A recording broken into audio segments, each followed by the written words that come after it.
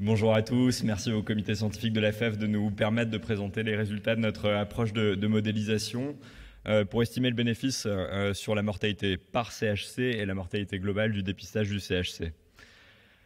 Comme vous le savez, la recommandation de dépistage du CHC par échographie semestrielle, plus ou moins avec l'alpha-fétoprotéine des patients cirrhotiques, elle est donnée par la plupart des sociétés savantes, mais avec une méthode qui est unique pour tous les patients, avec un seuil d'incidence qui a été fixé via des analyses de coût-efficacité à 1,5% annuel.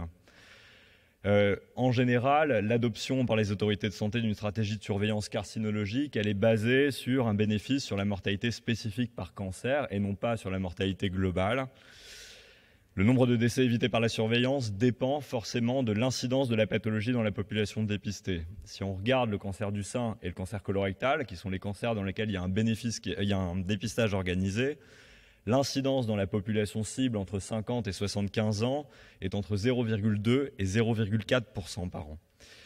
On le sait, il y a une modification épidémiologique en cours à venir des patients à risque de développer un CHC, avec l'éradication de l'hépatite C, l'apparition de CHC sur syndrome métabolique, l'obésité. Et cela impacte sur l'incidence annuelle dans ces populations et sur la sensibilité attendue de l'échographie. Dans le cadre d'évaluer la surveillance du CHC, les essais cliniques sont complexes à mettre en place, soit pour des problématiques éthiques évidemment, soit pour des problèmes d'effectifs à recruter.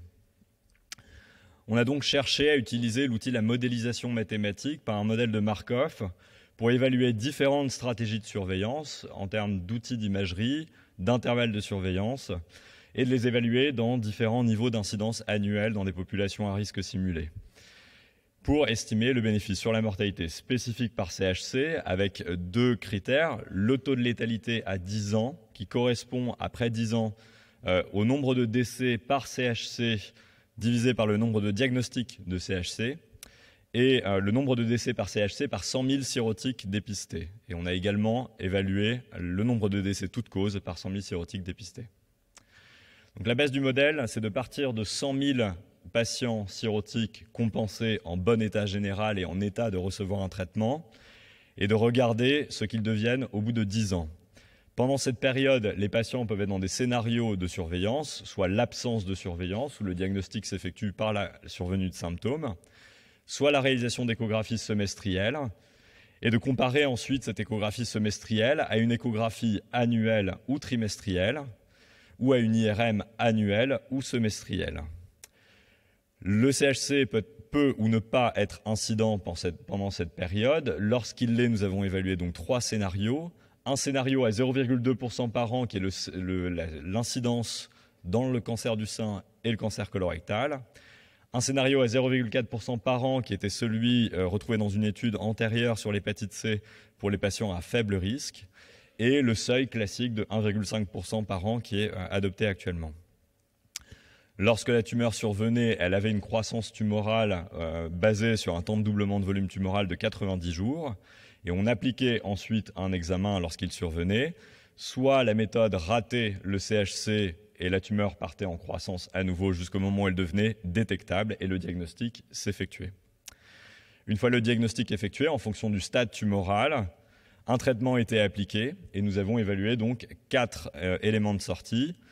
Le patient pouvait survivre à la fin de cette période de 10 ans, décéder de cause extra-hépatique, de la cirrhose ou de son CHC. Et pour les patients qui ne développaient pas de CHC, évidemment qu'ils pouvaient survivre, décéder de la cirrhose ou décéder d'une cause extra-hépatique. Tout d'abord, les résultats de l'échographie versus l'absence de surveillance. On a regardé le taux de traitement curatif qui a été prédit à 11% en l'absence totale de surveillance, comparé à 59% en cas d'application d'une échographie semestrielle. Concernant le taux de létalité à 10 ans, on passe de 77% à 46% en cas d'application de l'échographie semestrielle. Lorsqu'on évalue la différence relative entre les deux, on a une diminution de 39%. Le nombre de décès par CHC évités pour 100 000 cirrhotiques surveillés à 10 ans dépendait évidemment du taux d'incidence et variait de 281 pour une incidence à 0,2% annuelle à 2059 pour une incidence à 1,5% annuelle. Lorsqu'on regarde les décès toutes causes, on passe de 187 à 1356 décès toutes causes évitées au bout de 10 ans pour 100 000 cirrhotiques surveillés. En termes de réduction relative de mortalité globale, on est sur une réduction entre 1% et 5,7% en fonction du scénario d'incidence.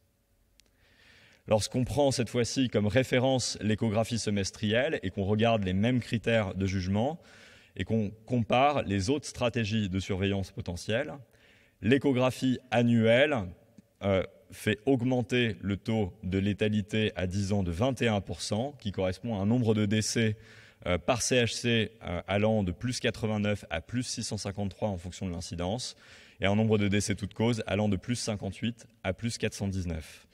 L'échographie tous les 3 mois diminue le taux de létalité de 14%, avec un nombre de décès évités allant de 61 à 446 par CHC et de 36 à 293 toutes causes.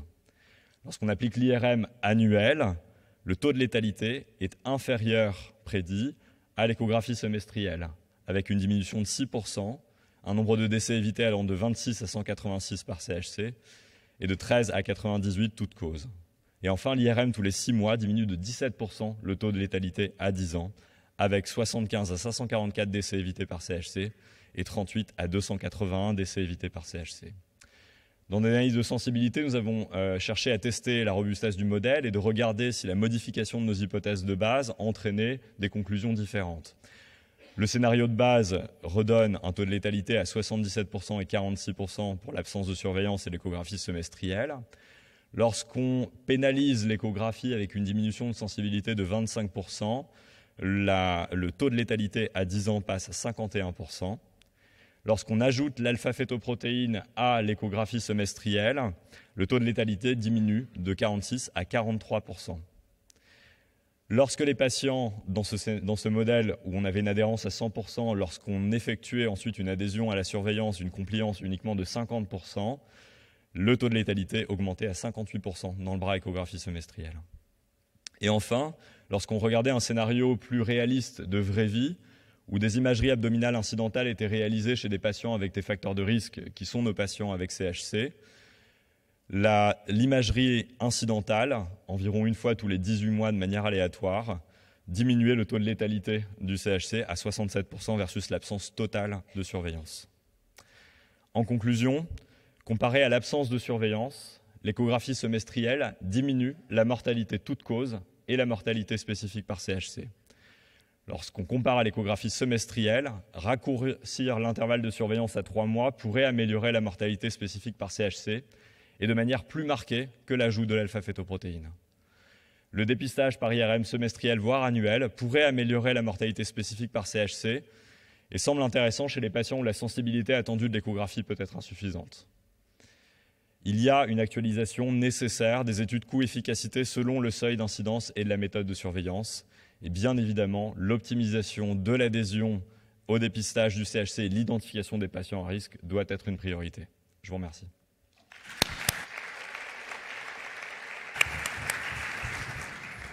Merci beaucoup pour cette communication. Donc la première question par Pierre Nahon. Merci Massy, c'est bien sûr très très intéressant. Est-ce que vous avez fait jouer aussi le taux de détection de tumeurs, enfin le stade des tumeurs au moment de la détection, notamment faire de l'IRM, ça augmente la précision, c'est-à-dire qu'on sait qu'il y a moins de 30% de BCLC0 ou A avec l'écho, on monte à 70-80% avec l'IRM. Est-ce que vous avez fait aussi varier ces seuils de détection des petites tumeurs qui vont être accessibles à un traitement en intention curatrice? Merci Pierre. Alors effectivement, on a fixé dans le scénario de base le seuil de détectabilité à 1 cm. Et on n'a pas considéré tous les nodules en dessous de 1 cm en considérant que le ASL et les recommandations de diagnostic radiologique ne nous permettaient pas de toute façon de poser un diagnostic de CHC. Donc on a considéré qu'une tumeur ne devenait détectable et diagnosticable comme étant un CHC qu'à partir de 1 cm. Et on n'a pas modifié par contre le seuil minimal à partir duquel on pouvait enclencher ensuite une stratégie de diagnostic. Merci. Oui, bonjour. Samuel. Non, je voudrais juste faire un commentaire. Merci pour ce travail parce que pour les plus jeunes, ça paraît évident. Mais il y a 10 ans, il y avait des débats incessants dans la communauté internationale sur l'intérêt ou pas, le coût et efficacité de l'échographie, avec des experts, des super experts qui disaient qu'il fallait pas le faire. Et donc j'aime bien ce type de travail qui remet les choses à l'endroit. Et d'autre part, par contre, j'ai une petite question, c'est est-ce que dans votre modèle, vous pouvez regarder premièrement par étiologie de la cirrhose, deuxièmement on sait qu'il y a des patients qui sont plus à risque, et en effet, il y a des patients qui probablement bénéficient d'un raccourcissement de l'échographie tous les 3 mois, et d'autres pour lesquels ça n'a probablement pas d'intérêt. Et donc, c'est peut-être ce que vous avez fait est vraiment top, mais peut-être il faudrait aussi regarder peut-être par étiologie et par subcatégorie. Voilà. Merci beaucoup. On a effectivement là donné un modèle qui poulait globalement des risques chez des patients cirrhotiques. Et après, effectivement, on a une définition à faire en fonction des facteurs de risque, de l'accumulation de ces facteurs de risque, de dans quelle catégorie potentielle notre patient se situe au moment où on doit discuter de la stratégie de surveillance.